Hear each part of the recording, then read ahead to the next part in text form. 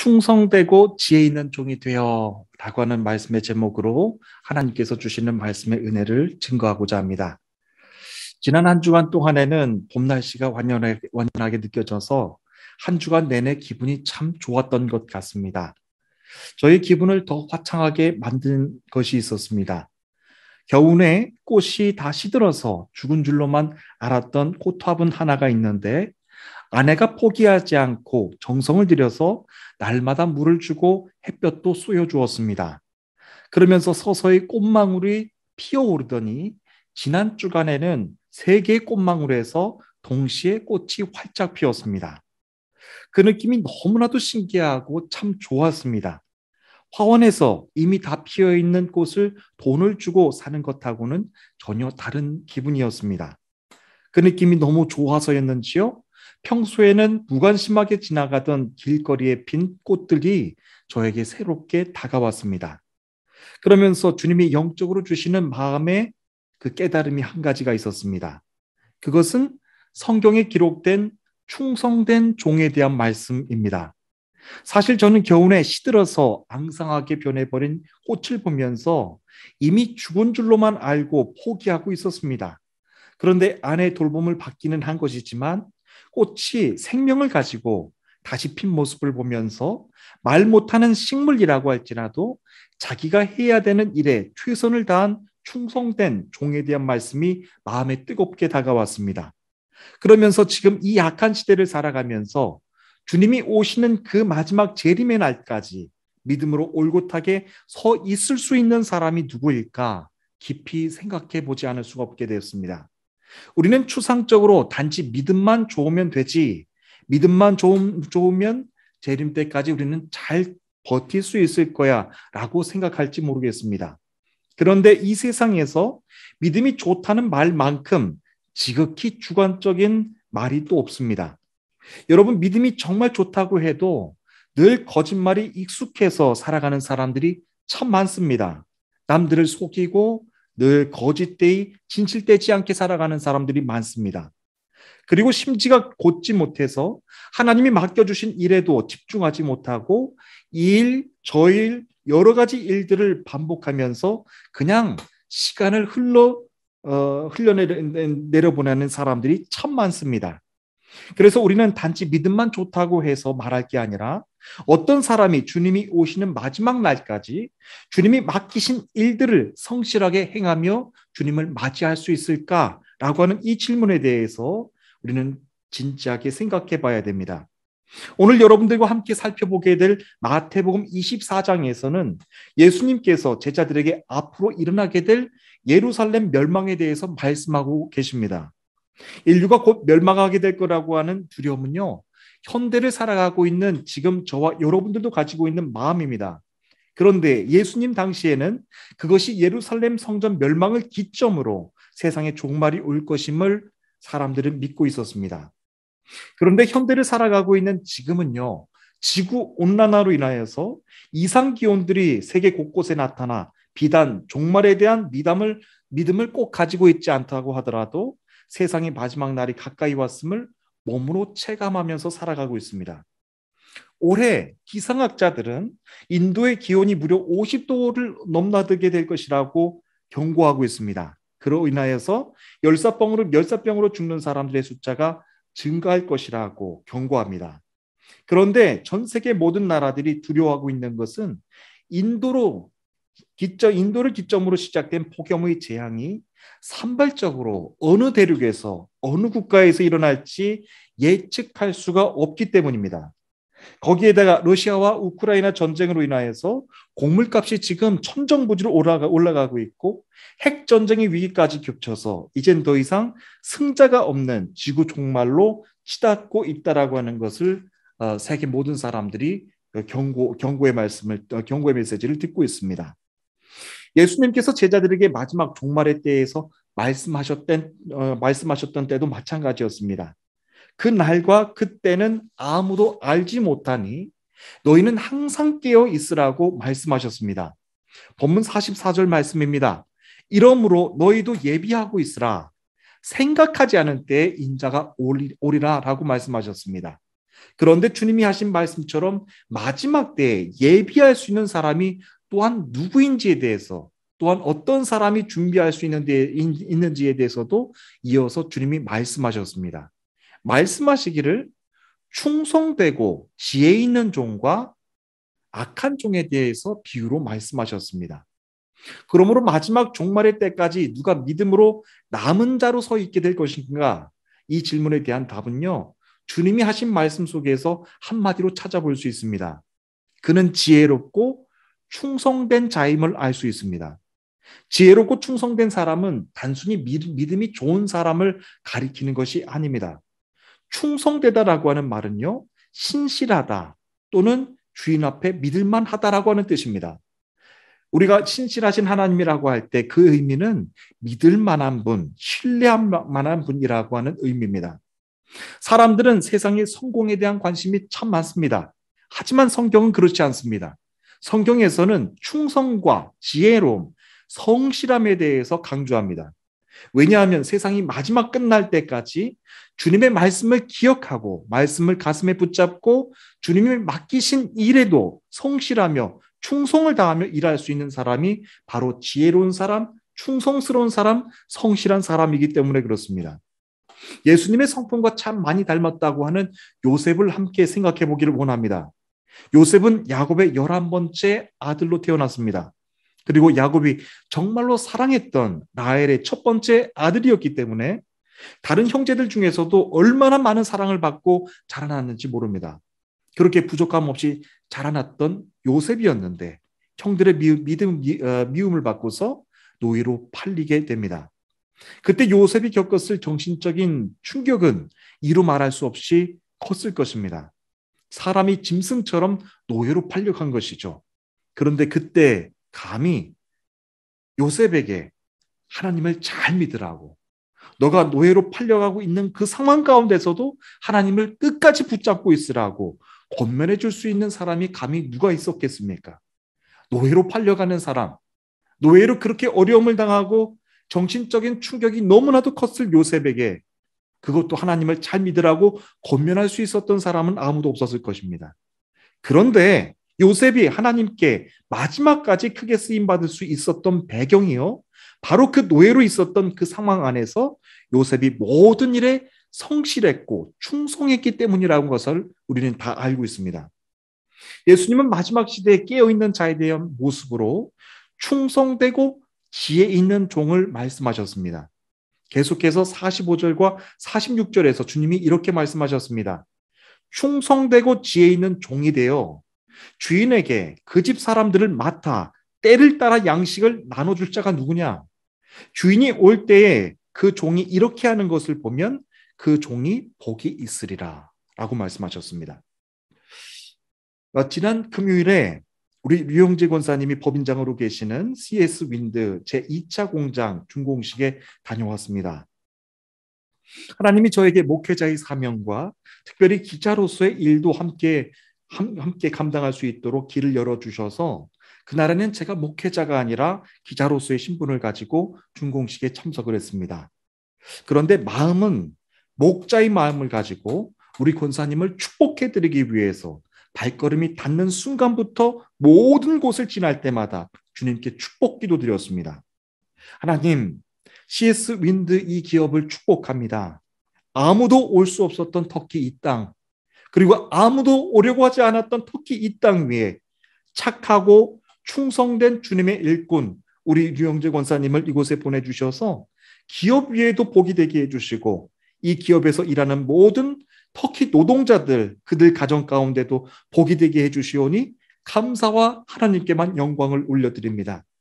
우리 권사님을 더 크게 사용해 주셔서 앞으로 3차 공장이 세워지는 모든 과정 속에서도 하나님이 그 길을 친히 열어주시고 하나님의 은혜와 사랑이 이 기업뿐만 아니라 모든 터키인들 위해, 어려운 이 시기를 지나가고 있는 모든 터키인들 위해, 그리고 그들 가정 위에 넉넉하게 부어주시기를 축복해 주옵소서라고 기도했습니다. 그날의 의미를 잘 모르시는 분들은 공장 준공식인데 그냥 행사였겠지라고 생각할 수도 있겠지만요, 절대로 그렇지가 않았습니다. 정말 지금도 제가 준공식 현상에 느꼈던 그때의 설레임과 기쁨이 그대로 느껴지고 뭐라고 설명할 수가 없을 정도입니다. CS 윈드 기업의 회장님이 맨 앞쪽에 앉아 계셨었는데요. 그보다 앞서서 우리 주님이 그곳에 앉아 계셔서 모든 사람들의 마음을 주장하고 계신 것이 분명하게 느껴졌습니다. 말하는 직원들마다 다 놀라는 것입니다. 제가 만난 분들 가운데는 CS 윈드가 터키 회사를 인수하기 이전 때부터 지금까지 일하고 있다고 한 터키 한 직원 한 분을 만날 수가 있었습니다. 그분이 하시는 말씀이 주변 터키 회사에서 일하는 사람들은 CS 윈드에서 일하는 걸 보고 많이 부러워한다는 겁니다. 그 이유가 무엇인가 해서 물어봤더니요. CS 윈드에서 일하는 사람들은 내년을 걱정하지 않는다는 겁니다. 그리고 자기들은 당장 내일이 걱정된다는 겁니다. 터키 국내 기업들은 경제 상황에 따라서 급여를 몇 달 동안 받지도 못하고 그리고 직장을 언제 그만둘지 알지 못하여서 매일 불안하게 일을 하고 있다고 하는데 CS 윈드에서 일하는 사람들, 직원들은 얼굴 표정부터가 다르다는 겁니다. 그렇게 편안하게 일을 하는 모습에 참 부러움을 많이 느낀다고 합니다. 저는 그 직원분의 말씀을 보면서 주님이 마지막 때에 충성되고 지혜로운 종이라고 하면서 말씀하셨던 그 충성된 종에 대해서 다시 한번 감동을 받지 않을 수가 없었습니다. 예수님께서 이렇게 말씀하셨습니다. 충성되고 지혜 있는 종이 되어 주인에게 그 집 사람들을 맡아 때를 따라 양식을 나눠줄 자가 누구냐. 주인이 올 때에 그 종이 이렇게 하는 것을 보면 그 종이 복이 있으리로다 라고 말씀하고 있습니다. 그날의 중국식의 CS 윈드 기업 회장님이 직접 참석을 하셨는데요. 회장님의 마음이 얼마나 좋아 보이셨는지 제가 곁에서 충분히 느낄 수가 있었습니다. 하지만 저는 그렇게 생각이 들지 않았습니다. 권사님의 참 주인은 우리 주님이시기 때문에 그렇습니다. 사랑하는 주님의 성도 여러분, 우리가 마지막 이 시대를 살아가면서 우리가 특별히 애를 쓰고 노력해야 되는 것이 한 가지가 있습니다. 그것은 주님이 다시 오시는 그 날과 그때까지 주님이 맡겨주신 일들을 성실하게 감당하며 그리고 내 믿음을 통하여서 나눠줄 수도 있는 그리고 어려운 사람들에게 복이 될 수도 있는 그런 믿음의 생활이 꼭 필요하다라고 하는 것입니다. 예수님께서는 그와 같은 사람들을 충성되고 지혜로운 종이라고 말씀하셨습니다. 물론 목회자들도 주님이 보내신 상황 안에서 주신 사명들이 다 다릅니다. 기업인들도 마찬가지입니다. 주부도 마찬가지고 학생들도 마찬가지입니다. 지금 여러분들이 주님이 맡겨주신 일들에 충성하면서 살아가는 것, 그게 마지막 때에 믿음을 끝까지 지킬 수 있는 사람의 마음이라고 하는 것입니다. 그것은 주님이 다시 오시는 그날과 그때까지 주님이 맡겨주신 일들을 성실하고 충성되이 감당하며 믿음으로 바르게 서 있는 것 너무나도 중요하다라고 하는 것입니다. 저는 여러분들이 하고 계신 모든 개인의 일들뿐만 아니라 더 나아가서 때를 따라 양식을 나눠줄 수도 있는 풍성한 은혜의 축복이 여러분들 손 안에 가득 넘치시기를 주님의 이름으로 축복합니다.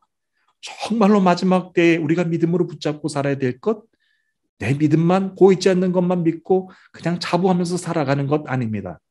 주님께서는 분명히 구체적으로 말씀하셨습니다. 마지막 때에 충성되고 지혜로운 자가 마지막까지 서 있을 수 있을 것이라고 말씀하셨습니다. 본문에서 충성되고 지혜 있는 종은 주인의 집에 모든 사람들에게 때를 따라 양식을 나눠줄 수 있는 사람이라고 소개하고 있습니다. 주인이 종에게 집사람들을 맡기고 멀리 떠났죠. 종은 자기가 맡은 책임대로 집안 식구들에게 매 끼니마다 거리지 않도록 꼭꼭 양식을 챙겨줍니다. 일을 마친 주인이 돌아와서 종이 명령한 대로 때를 따라 양식을 나눠주는 것도 보았습니다. 이렇게 주인의 명령대로 행하는 종은 복이 있을 것이라고 말씀합니다. 이 비유에서 여러분 주인은 누굴까요? 그리고 종은 누구일까요? 주인은 다시 오실 주님을 말씀하고 있습니다. 종은 성도들을 의미합니다. 주님이 맡겨주신 집사람들 역시 믿음의 다른 성도들을 의미합니다. 또한 아직 믿지 않고 있는 이들까지 다 포함된다라고 볼 수가 있습니다. 그러므로 때를 따라 양식을 나눠준다라고 하는 것은요, 내 하나님의 그 양식을 통하여서 나에게 주신 그 양식, 은혜 양식을 통하여서 주변에 있는 사람들에게 다 나눠줄 수 있어야 되고, 그것이 비단 믿지 않는 사람들뿐만 아니라 우리 믿음의 사람들, 성도들에게까지 큰 은혜가 될 수 있어야 된다라고 하는 것입니다. 주님이 다시 오실 때까지 충성스럽게 이렇게 하는 자에게 복이 있을 것이다 라고 말씀하고 있습니다. 실상 이렇게 행하는 자는 이미 복을 받은 종입니다. 그리고 주인이 모든 소유를 저에게 맡기신다고 말씀하셨습니다. 이것은 장차 오게 될 새 하늘과 새 땅에서 주님과 모든 영광을 그와 함께 영광을 누리게 된다라고 하는 예언의 말씀입니다. 하지만 하늘의 생명의 양식을 이 땅에 드러내는 모든 일에 대해서 그에게 맡기신다라고 하는 영적인 의미가 있습니다. 이것은 단순히 선교나 전도의 영역 안에만 국한된 것 아닙니다. 하늘의 신령한 진리들을, 우리가 깨닫지 못하는 진리들을 그처럼 충성스럽게 일하는 종들을 통하여서도 허락해 주신다라고 하는 말씀입니다. 그리고 작은 일에 충성하는 종들에게, 그리고 그에게 더 큰 일을 맡기신다라고 하는 주님의 말씀입니다. 고린도전서 15장 58절 말씀입니다. 그러므로 내 사랑하는 형제들아, 견실하여 흔들리지 말고 항상 주의 일에 더욱 힘쓰는 자들이 되라. 이는 너희 수고가 주 안에서 헛되지 않은 줄을 알미라 라고 하고 있습니다. 여러분, 지금 이 시기의 상황은요, 믿음의 사람들이라고 할지라도 사람들을 돌볼 여력이 없는 이 시대 가운데서 살아가고 있어요. 누구나가 다 어려워지고 누구나가 다 힘들다고 말하고 있습니다.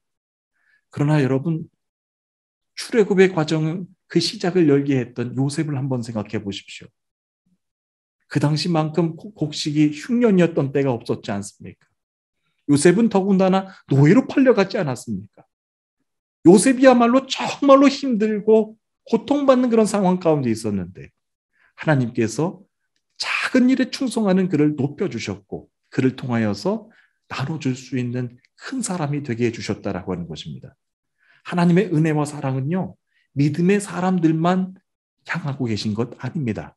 이 땅에 하나님을 알지 못하는 사람들에게도 골고루 나눠주게 해주시고 그 나눠줌을 통하여서 그들뿐만 아니라 그들의 가정까지도 평안할 수 있도록 함께 축복해 주는 그런 일을 해야 된다라고 하는 것입니다. 예수님이 말씀하셨던 이 악한 종에 대한 말씀이 바로 이어서 나옵니다. 이 악하다라고 하는 말은 바로 앞에 충성되다라고 하는 말과 대조되는 말입니다. 이 악하다라고 하는 말은 무가치하다, 나쁘다, 해롭다라고 하는 뜻입니다. 다시 말하면 충성되고 지혜 있는 종이 아니라면 천국에서는 가치 없고 해로운 종으로 여기신다라고 하는 겁니다. 굉장히 우리들에게 이건 경각심으로 가지고 있어야 되는 말씀입니다. 그냥 천국에서는 중간치 보통 성도들, 그냥 무난한 성도들, 그것이 아니라고 하는 거예요. 충성된 종, 지혜로운 종, 아니면 악한 종, 그리고 게으른 종, 이렇게 대조되고 있는 것을 보게 되는 것이죠. 다시 말하면 충성되고 지혜 있는 종이 아니라면 천국에서는 무가치한 사람, 해로운 종으로 여기신다라고 하는 것입니다. 왜 주님은 악한 종이라고 이것을 굳이 표현을 하셨을까요? 그 이유도 주님이 말씀하셨는데요. 그의 마음에 생각하기를 주인의 말씀을 무시하고 더디 올 것이라고 스스로 판단했기 때문에 그렇습니다.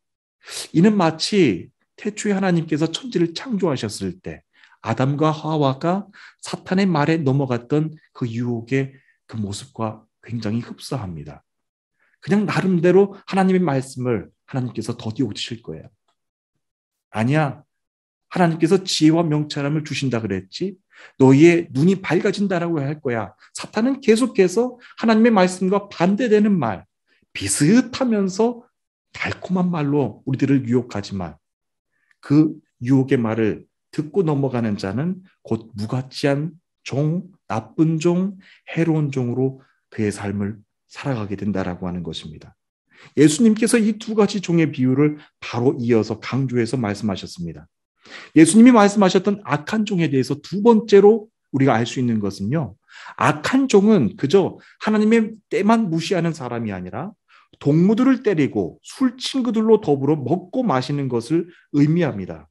여기에서 동무들이란 주인을 섬기는 함께 종된 사람들을 가리킵니다.